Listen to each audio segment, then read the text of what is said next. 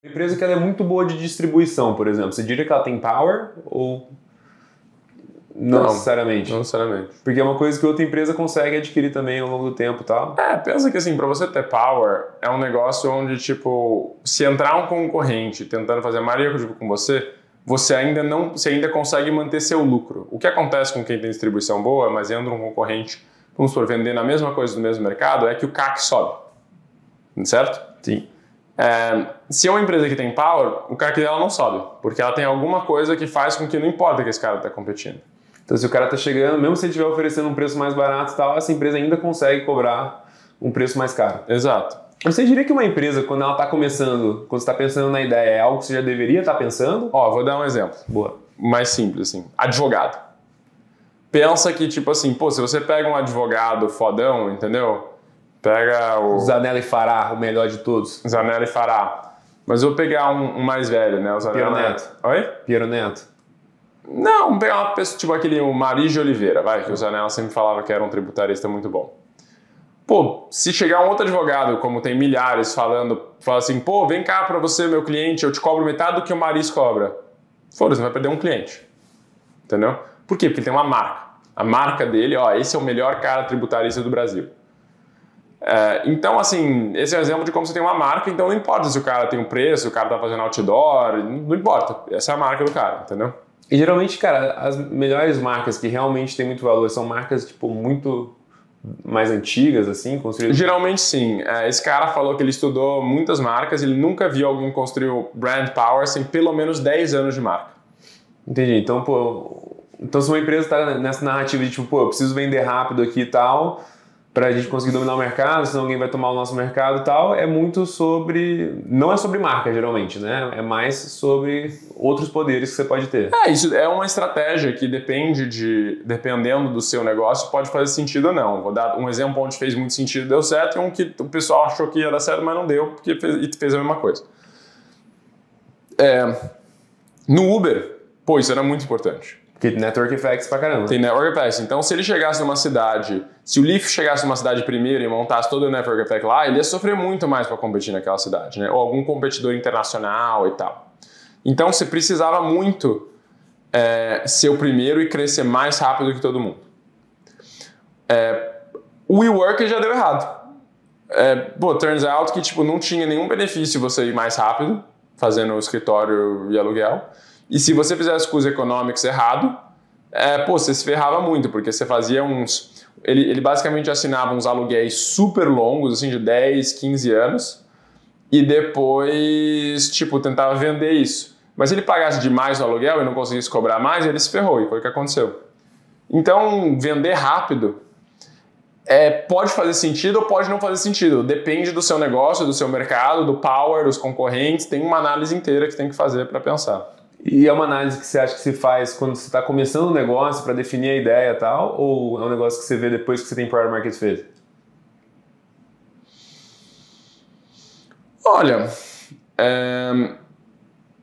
tem um argumento para os dois lados, tá? Eu diria que assim, se eu fosse começar um negócio do zero, com certeza absoluta eu pensaria muito. Acho que eu pensaria muito mais nisso sobre o product market fit, assim. Porque para valer a pena fazer um negócio, tem que ser alguma coisa que você vai mexer o ponteiro, e para mexer o ponteiro precisa ter defensibilidade. Exatamente, exatamente. Mas eu diria que quando eu comecei meus negócios antes, eu não pensei muito nisso, não.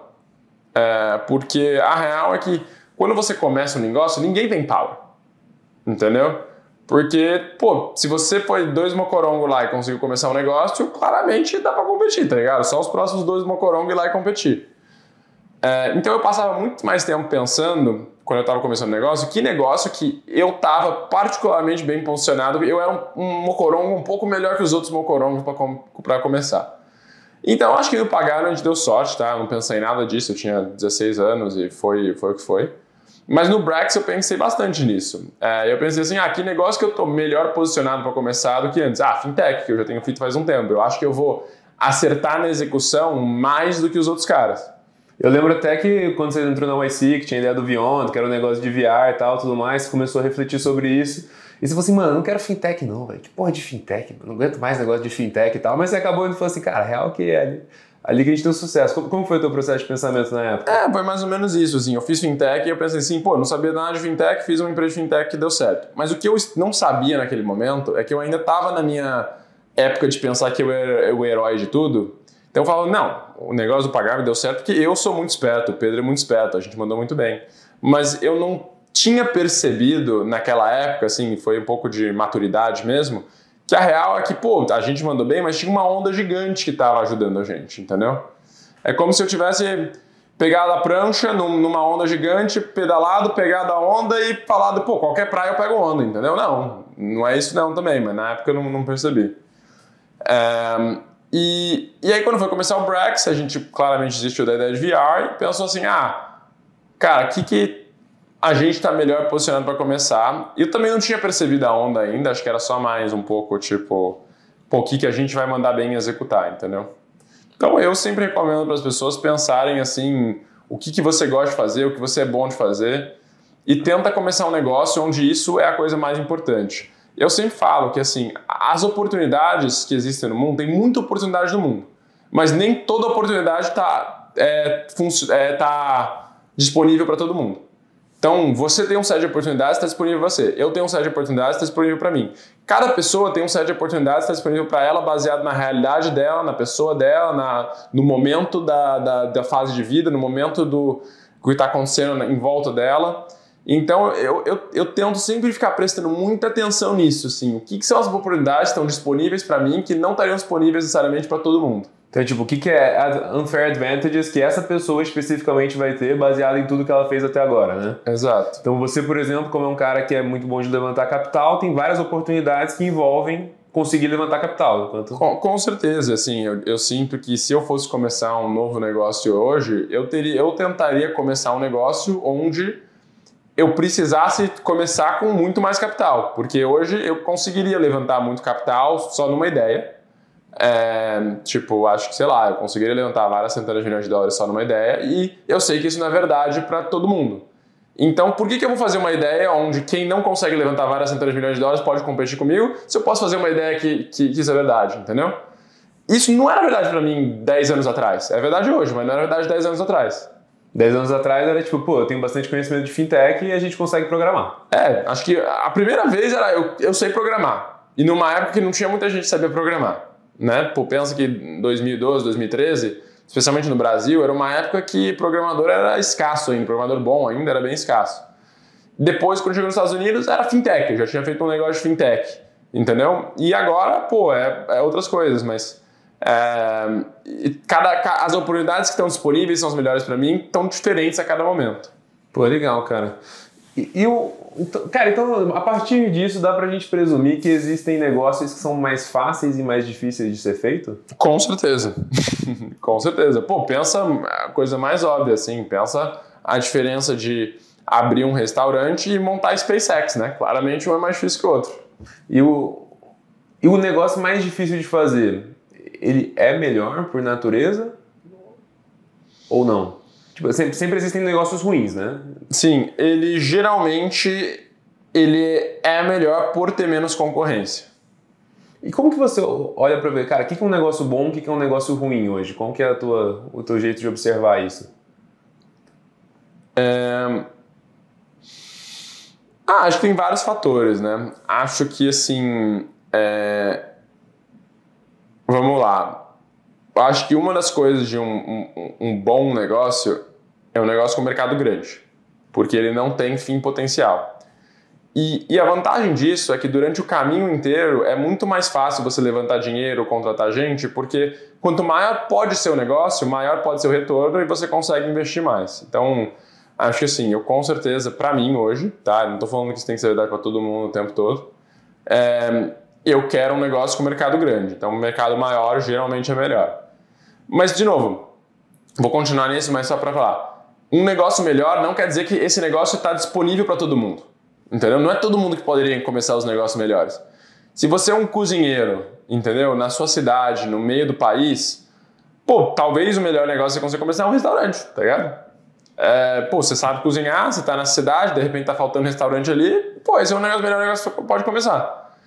Então, de novo, eu tô te contando o melhor negócio no geral, mas isso não quer dizer que está disponível para todo mundo.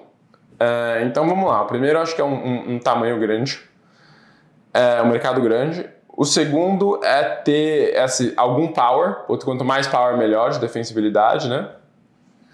Quer dizer que tipo, no decorrer do tempo, essa pessoa, se der certo o que ela está falando que ela vai fazer, ela vai ter power. Exatamente. 3 é que você idealmente não quer um negócio que tem muito risco de concentração. Então, por exemplo, vamos supor que seu negócio é vender um contrato para o governo. Aí se o governo cortar seu contrato, acabou o negócio. Difícil, entendeu?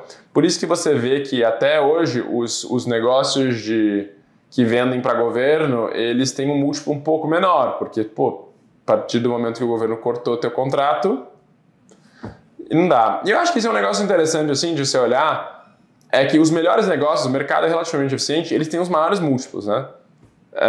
Então, se você olha um negócio que tem muito múltiplo, um múltiplo muito alto no mercado por muito tempo, provavelmente é um bom negócio. Então, a NVIDIA é um ótimo exemplo, né, de um ótimo negócio. E explica aí, por que o múltiplo da NVIDIA é tão alto na tua percepção? Porque é um mercado que é muito grande. Você tá crescendo muito. E crescendo muito, né, que é tipo assim, AI, né, é o cara que tá dando toda a infraestrutura para AI no mundo. Ele não tem concorrente e não dá para concorrer com ele. Por quê? Porque tem vários fatores. Um é que tipo, ele tem a preferência da TSMC, que é a produtora de chips. Cornell Resources. Oi? Cornell Resources. Cornell Resources, exatamente. Que só tem uma máquina que consegue fazer chip, que é a ASML. A TSMC compra a maioria das máquinas da ASML. E a TSMC, tem uns contratos gigantes lá com a NVIDIA e trabalha só para eles. Então, isso é um. Mas esse nem é o maior.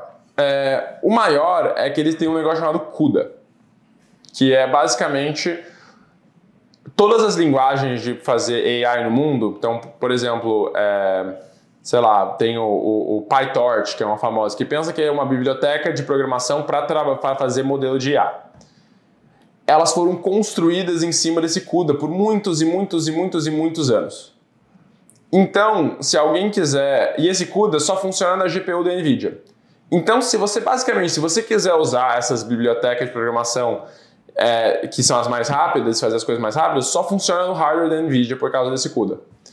Então, se outro fabricante de hardware quiser competir com eles e fizer um chip tão especial quanto e conseguir a TSMC para fabricar, não importa, porque todo software que está sendo escrito no mundo fazer IA não vai funcionar no teu chip. Só se eles fizessem uma coisa, sei lá, é compatível, sabe, que fosse uma cópia do CUDA, de certa maneira. Mas não dá. Por quê? Porque, basicamente, é closed source, é fechado. Tipo, ninguém sabe. E aquele negócio que é fechado e não tem um engenheiro. É tão grande o negócio, tipo, deve ter centenas de milhões de linhas de código, entendeu? De otimização que foram criadas ao longo de 30 anos da NVIDIA, assim. Então, se alguém quisesse fazer, cara, ia ter que levantar centenas de milhões de dólares. Não, pensa que não conseguiria... Pensa que a Microsoft, a Apple, o Facebook, o Google, todo mundo quer copiar. E eles têm dezenas de bilhões de dólares para copiar, centenas de bilhões de dólares para copiar e não conseguem. Isso que é power. Isso é power. Mesmo se os maiores do mundo quiserem competir com você, você ainda está fudido, né? Por isso que é uma empresa de 3 trilhões de dólares.